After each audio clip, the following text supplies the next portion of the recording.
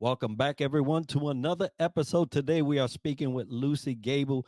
Luci is an executive integrative leadership coach and trainer, keynote speaker, author of Eat to Lead, and we're going to be talking about that here in a little bit. Professor and podcaster. Podcast just went 21 episodes. It is a full grown adult now. So, congratulations on that, Luci. Welcome to the show. Thanks so much, Enrique. I'm so happy to be here. Thank you for being with us and sharing this important topic of how health and nutrition impacts leadership. And we're going to be speaking about the impact of nutrition on your leadership performance. But before we get into that conversation, tell us a little bit about you. Oh, great. Well, there's so much about me. Where did I start? Let's see. I'll start with I had a passion for the arts when I was growing up, but my dad wanted me to be a doctor because he wanted me to make money. So I started off in my health profession that way. I went to school for pre-medicine in college. And while doing that, I taught exercise classes to appease my desire to be a dancer. And so what that did though was it brought the two together, exercise, medicine. And what I learned through that combination was that really we should be spending most of our years in health. We shouldn't be spending much of our years at all in medicine. That should be a very, very small percentage of our life. So I went on into health promotion initially because I wanted to help people to understand how much we can do for ourselves. It's fascinating just by taking care of ourselves in the way we know how, the basics, the fundamentals, which most of us don't do. That will get us to such a high level of health, like in the 90th percentile of health.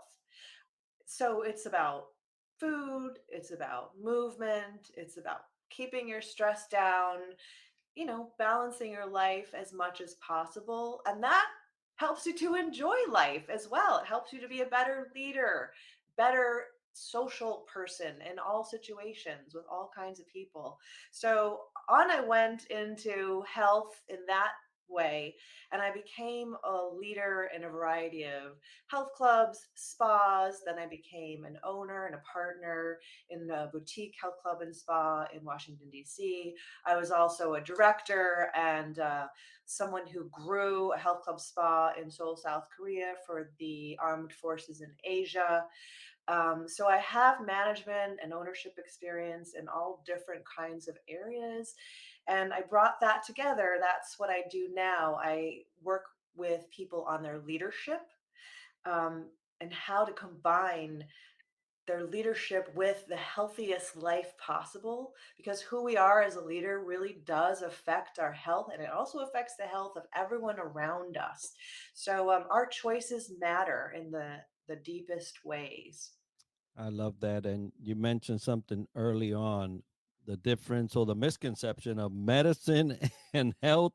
And if you don't get health, you're going to end up with medicine, right? And it's just the way it is structured. You shouldn't immediately be running to medicine when you could do some things your own self. And as a Yes. matter of fact, after we record this, I'm going on a 5 mile walk because Woo! it's important. You have to keep that up. You have to keep maybe not 5 miles, but you have to keep your body moving.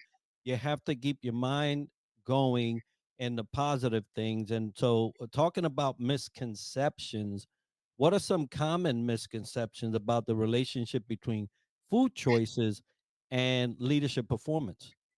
Yeah, so I know you're bringing this up because of my book. It's called Eat to Lead.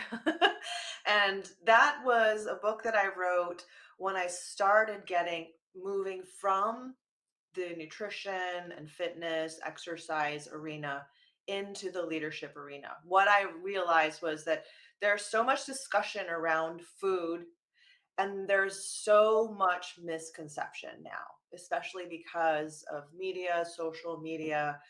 There are a lot of people talking about food that really don't have the background in food. And I know this isn't answering your question directly, Enrique, but I think it will indirectly. A common misconception. So we just mentioned mass media and that kind of a misconception. Fads. There are so many fads right now. And I'll tell you just one hint right off the top is that how you recognize a fad is that it's something extreme. Everything extreme is going to be a fad. If it's not going to fit into your lifestyle, if it's not going to allow you to eat the broadest uh, different varieties of foods, it's a fad. It's not going to be allowing you to get all the vitamins and minerals and nutrients that your body and brain need in during the day. So I fell under the spell of fads myself when I was in my leadership roles. I was doing everything right, I thought. I was keeping myself as healthy as possible. I got a black belt in Taekwondo. I was running 10-mile races. I was doing triathlons. I was in shape. I was working out at the gym every day. I was doing Pilates and yoga. And then that was on top of my leadership roles, which were, owning and running companies. That's 60 plus hours a week on a regular basis, 6+ days a week, but I was high performing. And I had to down that caffeine more than just in the morning. I was having those just brain fog days where you just can't get out of it no matter what you do. And then after years of this, I started getting sick in ways that I really shouldn't have been because I was the pillar of health if you looked at me from the outside. But I started getting these weird, random symptoms coming out of nowhere, illnesses that you're supposed to contract from other people, but nobody else had it. So that started to worry me. And that's when I had to go back and start back in the basics of my education. I also had gone back to get my degree in first in nutrition and then in exercise physiology with an emphasis on nutrition and genetics. That's when I started really pulling together how food actually works in the body and the brain for optimal performance. And I'll tell you now, optimal performance is different from these diets and these fads that'll tell you you can lose 15 pounds, 10 pounds in a month. You can have washboard abs. Yes, there are techniques to get you down fast. And that is for people who need to be on a movie set or in a modeling shoot, with super skinny everything. For us, we can be fit. We don't have to be super skinny. We can be fit and healthy and feel good and use food for not just optimal performance, body and brain, but also for enjoyment. We can eat all the things we enjoy. We just have to know what kind of choices and how to balance it out. So that's what I learned. There's a difference between what you're hearing in the media and what is real. And I have a feeling that your audience has an idea about what real healthy food choices are. That's a great way to answer the misconception. There's so much flooding our brain on a constant basis. If you're not watching TV, you're listening to radio, you're scrolling on social media, we are consuming a whole lot of information, a lot of time conflicting information, and hence the misconception around things that we may not know, right? And we take some people as experts because they have the social media platform that propagates their voice, right? So you think, oh, this person's got it down. It's best to just go back, like you said, to the basics, see where the food actually impacts the body. And you mentioned brain fog. And so I want to talk to a little bit about how that actually impacts us. So, how can optimizing nutrition positively impact cognitive function and decision making abilities for leaders? Yeah. What we don't a lot of us don't even realize how much better our brain can work when we're feeding it the right foods. And how much a lot of people attribute the brain decline to natural aging, but we're finding out now that natural aging is not what we think it is. By the way, I also teach at the George Washington University School of Medicine grad program. And so we are constantly reading the research. We're constantly keeping up to date on what we're finding out now in nutrition and also in integrative health, because the program that I teach on is about integration, about how everything that we do actually affects our health. And that's a real upcoming interest for people in medicine and also people at large, right? Because health is an integration of our whole life. It's not just one piece over here. Maybe we do it, maybe we forget about it. No, everything we do affects our health. So, everything we do, so when I say health, it's not just body, it's your brain too. And body and brain are integrated. So, what we think affects our body, what we eat affects our brain. And you can do the simplest experiments for yourself. Um, I do lead people through this in my book. So, you can take one thing that you have a question about, and say, I wonder if this is affecting my mental performance.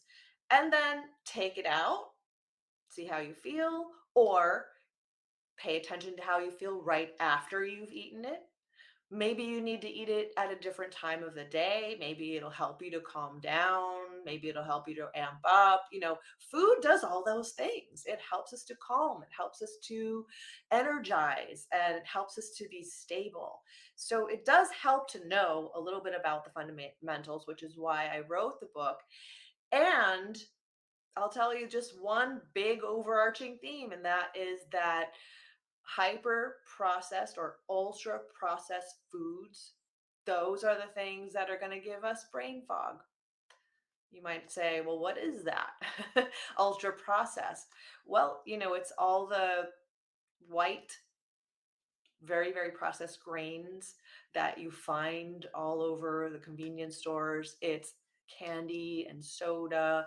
Anything that's going to spike your blood sugar is hyper processed. And those three things that I mentioned right there, boom, you'll find that if you eat less of those, um, you will start to have much more even kill energy and much less brain fog.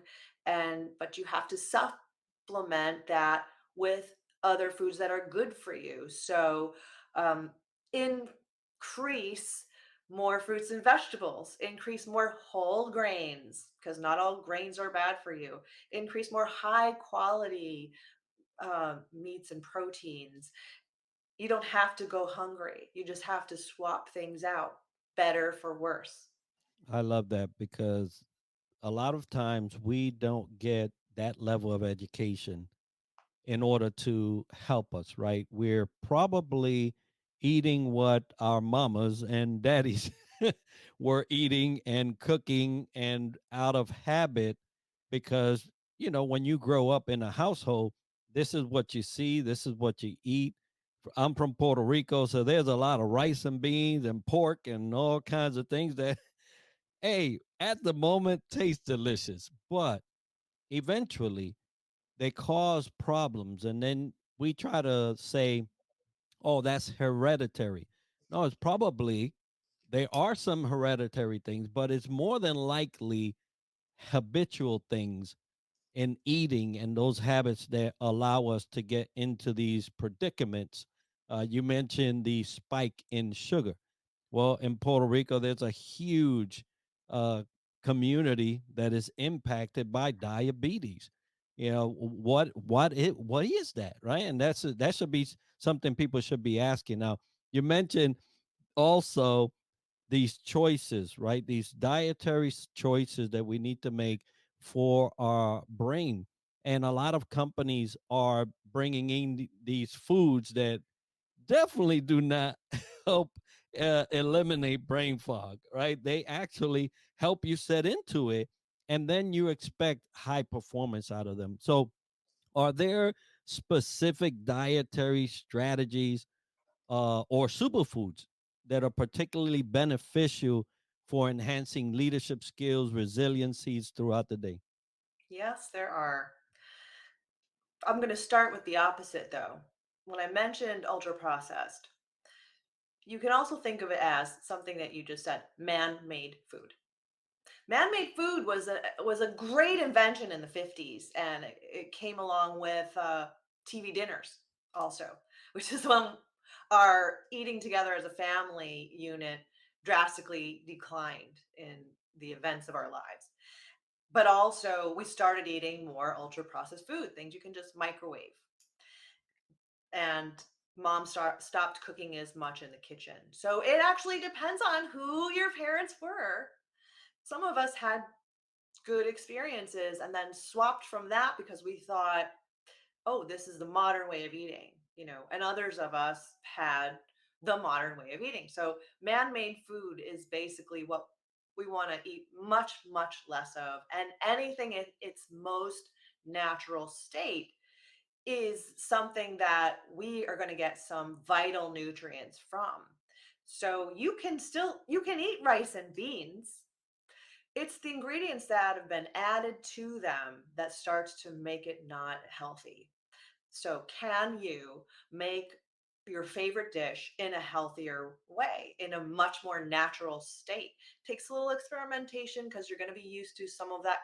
If you've been having chemicals or a lot of salt or a lot of sugar, you're going to have to try to do some experimentation with that. But you can make your favorite foods healthier, and you can increase the amount that you're eating when you're eating healthier foods. You can eat more because it's less calories than natural foods. And when I say natural foods, so we're talking about, yes, we're talking about plants, and plants include vegetables, fruit, and grains. Grains are plants, but grains are the things that have been hyper processed for so long.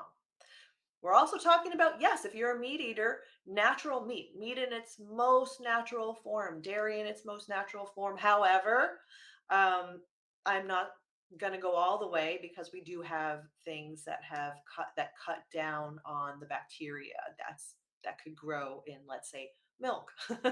So, but most natural would be, not with chocolate in the milk, not with look at your container.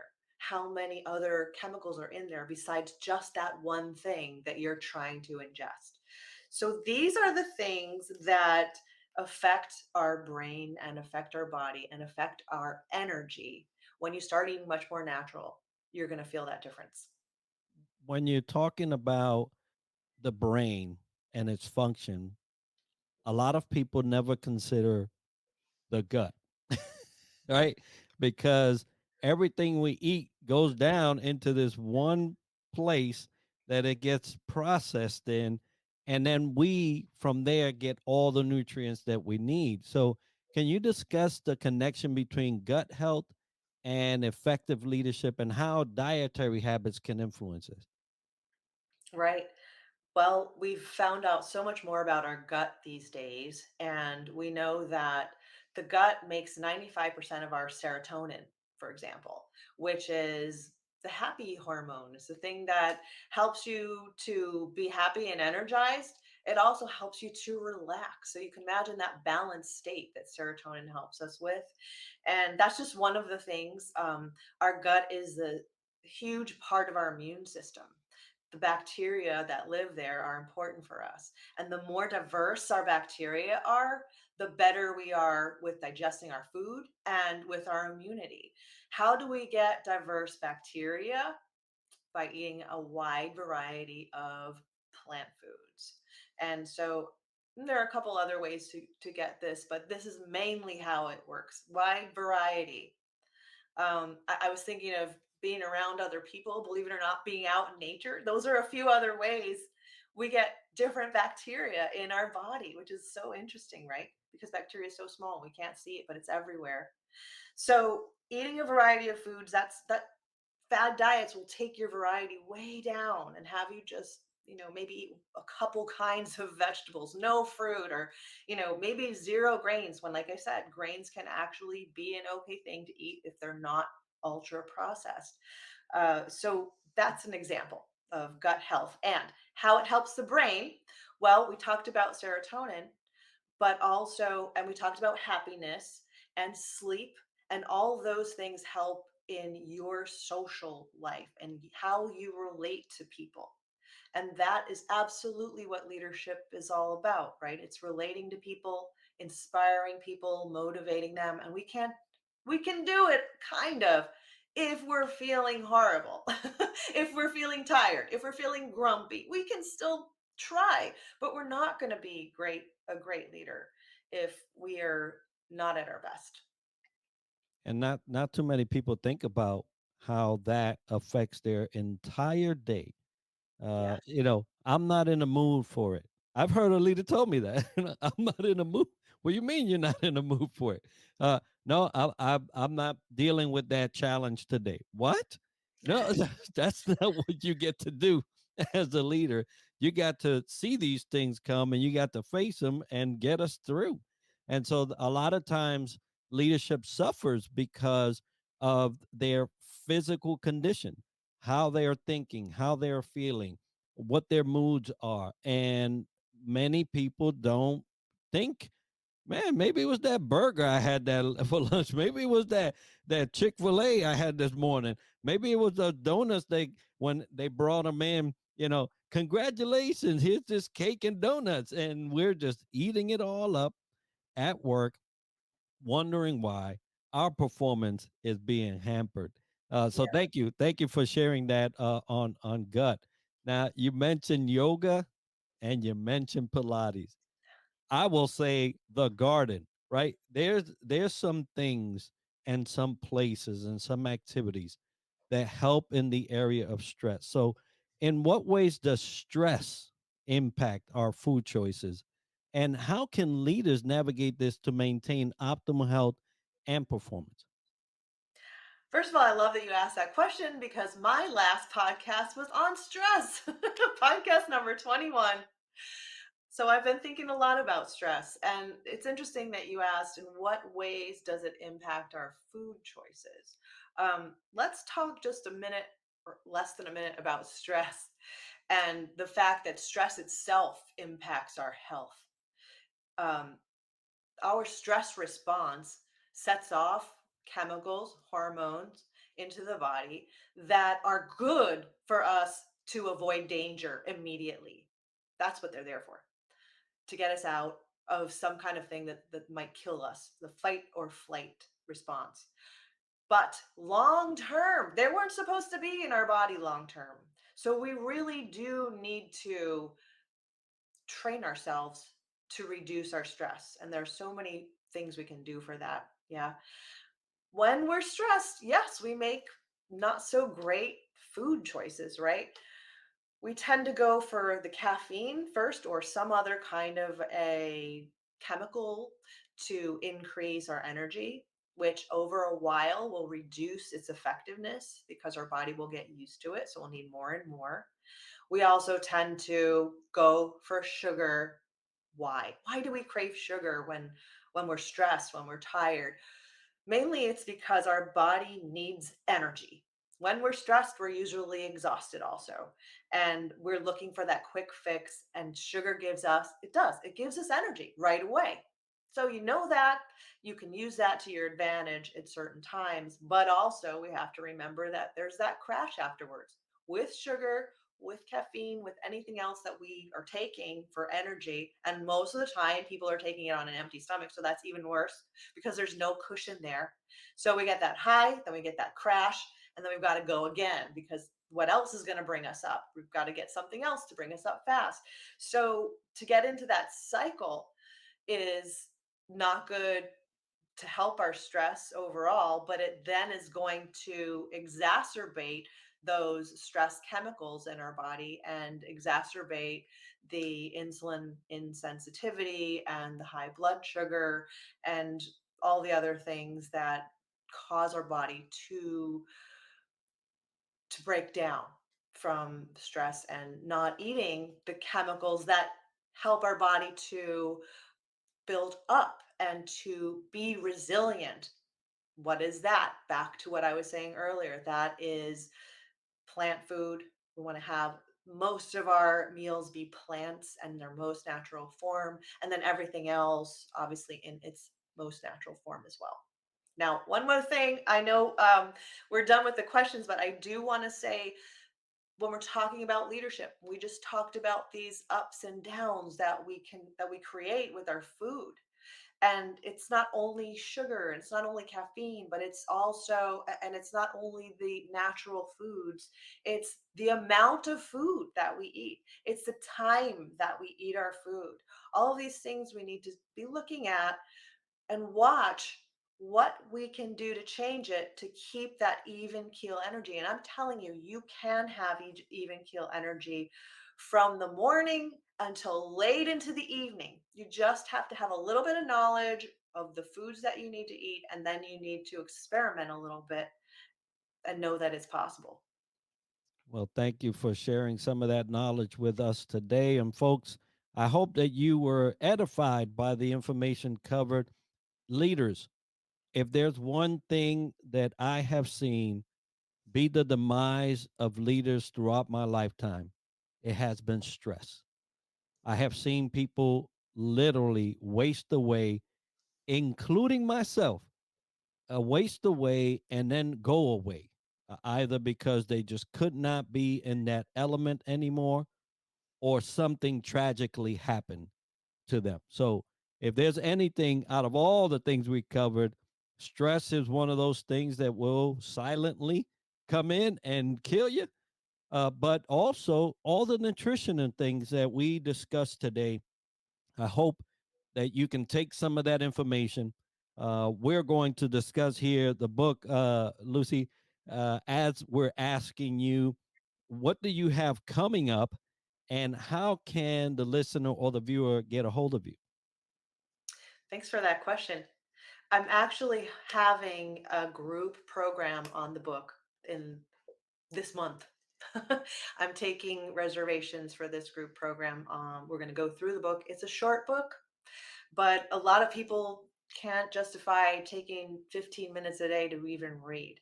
So we're going to go through, there are 7 chapters. It's going to take 8 weeks, and we'll read, we'll discuss. It's a group meeting once a week where we discuss what we've learned, what we're going to try, what we've been experimenting with, and our results. And it keeps people accountable, keeps people moving forward, and it also keeps people motivated so that they can continue on their journey with food. It's a lifetime experience because once you get a good lesson in how to do things right, you just keep building on that. You keep learning from your fundamentals. So that's what's coming up. It's eat2lead.com, and you can just download a first chapter of the book if you want to see what the book is all about. And of course, you can ask me any questions, contact me there at that website. Outstanding. Well, folks, we're going to have all of that as part of the show notes and the video for you to get a hold of Lucy and this course, Mastermind. I tell you, there's a lot of things that we can learn from the perspective of nutrition and how to keep ourselves optimal. Leaders, if you are lacking in these areas, today is the day that you can decide to say, you know what? I've been making poor choices to my health or concerning my health. I'm going to start to make better decisions concerning that. And I'll tell you that you will never regret it, but you will definitely see the impacts, not only for yourself, but for those that you are leading. So thank you, Lucy, for sharing all of that content with us. I wish you all the best. And folks, today's episode is sponsored by Fantail Services and Superpass, which are powering our website and app, Southern Sweet and Sassy Coffee, the Outlier Project, and Duco. And if you've enjoyed this episode and learned something interesting about the topic covered today, make sure to subscribe and let us know by leaving a comment. And we're always looking for new ideas and guests that we can add to our show. So if you know someone or have a topic that you would like featured on the podcast, please let me know by sending me an email at triadleadershipsolutions@gmail.com. And this podcast is brought to you by StreamYard, a browser based tool that lets us stream live to any platform and record podcasts in studio quality. And I'm using it to record this podcast. Be sure to tune in next week for another episode where we dissect leadership from another angle. And as I like to end the show, success to you.